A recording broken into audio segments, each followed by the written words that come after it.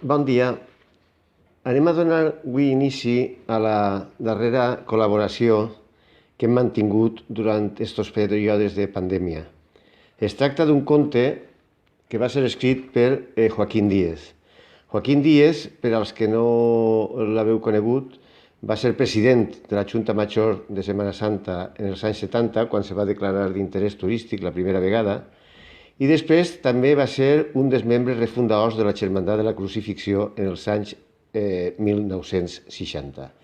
Es tracta d'un conte en el que parla molt de com era la vida en els poblats marítims en una època determinada, que jo crec que els que el coneixen, els que han conegut aquesta època, els va a recordar moltes coses, i els que no la conegueren els va alçar certes incògnites que estem a disposició per a solventar-les els més majors i els que l'han viscut.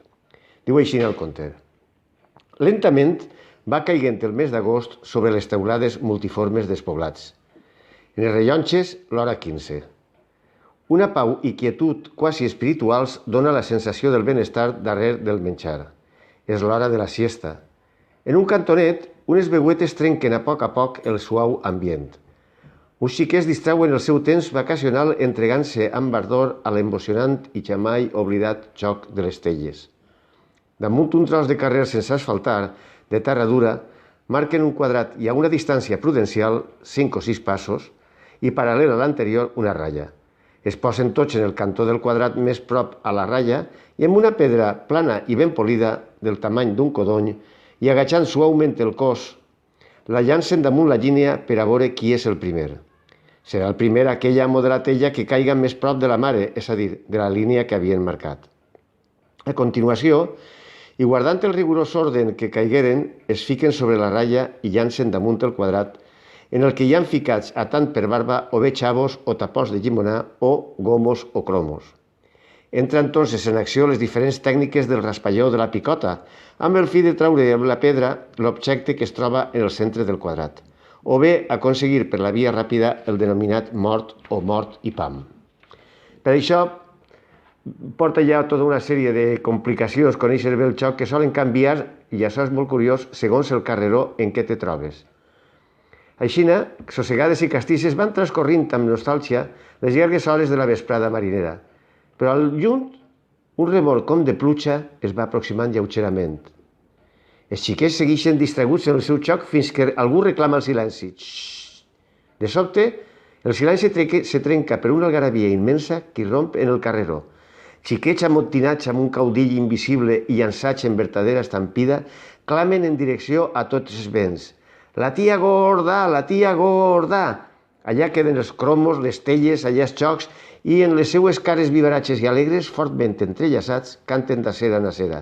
La tia gorda, la cachiporra, que té el cul com una gorra. I apareix per el centre del carrer l'autocuba del rec del molt honorable Ajuntament. La tia gorda, per als xiquets dels poblats mariners, que la seva gran pansa ben repleta d'aigua anava desparramant-la a dreta i esquerra amb el fi de netejar i refrescar el calorós estiu.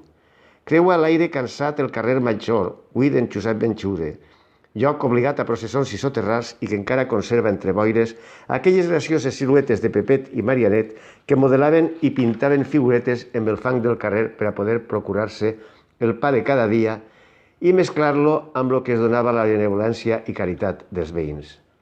Ja ve per el carrer Progrés, quin verdader nom. Allí neix que deuria ser el del venerat mestre, perquè quan de Progrés fou el que ensenyà don Vicent Ballester. Carrer del pare Lluís Navarro, que pos com vostè ens ha donat l'Església. I ja entra triomfant en la de la barraca, homenatge permanent al valencianíssim don Vicent. I darrere, amb els pantalons arromangats i botant damunt els xorros del líquid element, seguís la xiquilleria banyat de cap a peus i bossejant a crit pelat.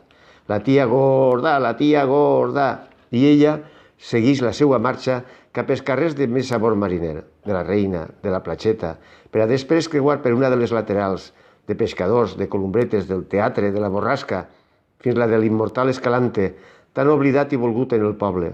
Després, plaça de la Creu, Rosari, barri Marino, per a perdre's més tard en la seva panxa ja buida fins al vetust camí del Grau.